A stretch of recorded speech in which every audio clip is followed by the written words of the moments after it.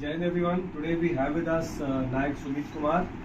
Welcome Sumit, who has qualified SSB for SCO 54 and his date of recommendation from SSB 18 SSB Prayagraj was on 13th March 2024 and he is coming the merit and joining Indian Military Academy Dehradun next week. So today, and Sumit belongs to 4 Ladakh Scouts and today he is with us here, so we thought let's interact with him and as to what all did he prepare, since going for SCO entry is very difficult, it's not easy. So Sumit, what was your mode of preparation? You did the course here in 2022 and your SSB was in 2024. So what did you do these 2 years? How did you prepare? What all things you kept in mind when you went for SSB? So whatever the instruction, whatever the guideline I have got from MAS or Colonel sir and all the staff, whatever they told me to do, I do it religiously. And the main thing which I kept in mind are I read news daily, I improve my speaking skills, and I work more on improving my military knowledge. So all those things are helped me throughout this You have journey. put in how many years of service? I have completed 10 years. 10 years of service. You don't have to be that, you have to be pretty young. Okay. But 10 साल में army में आप रहे, उसमें रहे तो काफ़ी knowledge आपको आ, उसके अलावा भी आपने और भी नॉलेज जानकारी करने की कोशिश की मिलिट्री के वेपन सिस्टम इसके बारे में?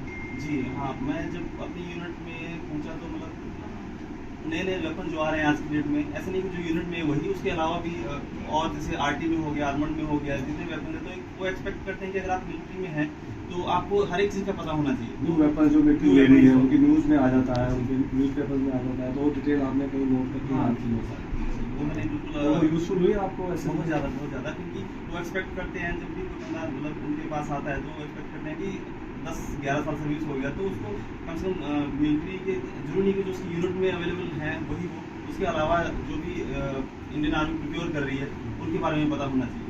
आर्मी ही नहीं, नेवी, एयरफोर्स भी। सो लाइक साइकोलॉजिकल टेस्ट के लिए कैसे तैयारी किया? काफ़ी स्पेशली सर्विस एंट्री वाले बहुत डरते हैं PAT से, WAT से, आपने कैसे तैयारी किया?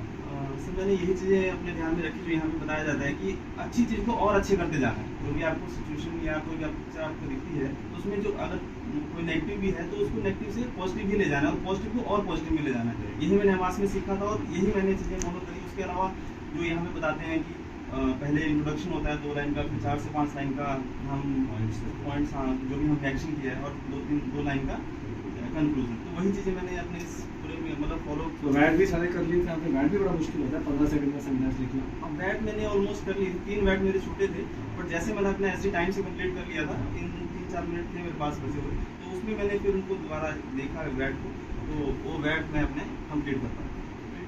सो इंटरव्यू में किस तरह के क्वेश्चन पूछे गए आपको और आपने किस तरह से आंसर किए? इंटरव्यू में मेरे को ज़्यादातर PIP से रिलेटेड क्वेश्चन पूछे थे, बाकी फैमिली से रिलेटेड, और वो इंटरव्यूइंग ऑफिसर मेरे को प्रोवोक कर रहा था कि मैं झूठ बोलूँ। इस तरह से एक इंसिडेंट हुआ था, जैसे कि उन्होंने बोला कि Sumit you belong to 4 Ladakh Scout and what all you did when Galwan is happening. So I said कि sir I did nothing, I was whatever instruction or order was given to me I did that. तो उन्होंने बोला कि आप गलवान में किसी Chinese को मारा वारा नहीं? तो मैंने बोला नहीं, मुझे तो वो मौका मिला नहीं। तो उन्होंने फिर आपने कुछ नहीं किया, आपने बस खाना खाया और बस वो लोग प्रो करते कि झूठ बोले, बट मैंने सोचा था कि झूठ किस लिए बोलना है, मतलब नहीं बोल सकते।